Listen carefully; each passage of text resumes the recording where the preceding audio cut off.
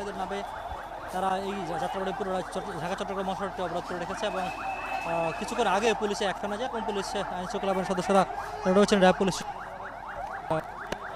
মূলত এই যে টোল প্লাজা রয়েছে, যেটি হানিফ ফ্লাইওভারের মুখের যে টোল প্লাজা, সেই টোল প্লাজা থেকে আন্দোলনকারীরা সরে যেতে বাধ্য হয় এবং তারা পিছু হটে যদিও অলিগলিতে এখন পর্যন্ত রয়েছে এবং সেখান থেকে পুলিশের উপর আক্রমণ করছে। গণমাধ্যম তারাও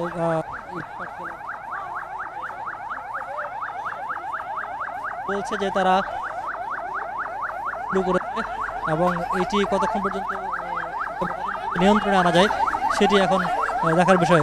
গলিতে আমরা যে দেখি যে গলির ভিতরে পড়েছে, তারা গলি থেকে বারবার আক্রমণের চেষ্টা করছে এবং পুলিশ তাদেরকে প্রতিরোধ করার চেষ্টা করছে বা প্রতিরোধের চেষ্টা করছে এবং পুলিশ যারা অবরোধ করেছে, যারা আগুন জ্বালিয়েছে, রাস্তা অবরোধ করেছে এবং ফ্লাইওভারের মুখের যে টোল প্লাজা রয়েছে সেই টোল প্লাজা যারা আগুন দিয়েছে তাদেরকে ছত্রভঙ্গ করতে টিয়ার শেল, রাবার বুলেট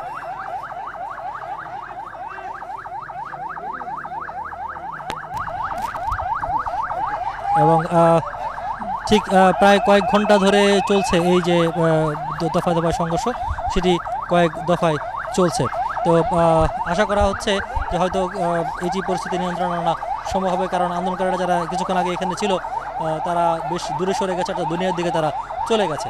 তবে এখনও ঠিক নিশ্চিত নয় তারা একেবারে চলে গেছে নাকি আবার কিছুক্ষণ পরে সড়ক অবরোধ করবে। সেটি যতক্ষণ পর্যন্ত না এই সড়কটি যান চলাচলের জন্য উপযুক্ত হয় বা যান চলাচল শুরু করে ততক্ষণ পর্যন্ত পুলিশের অভিযান চলবে বলে জানিয়েছেন কর্মকর্তারা।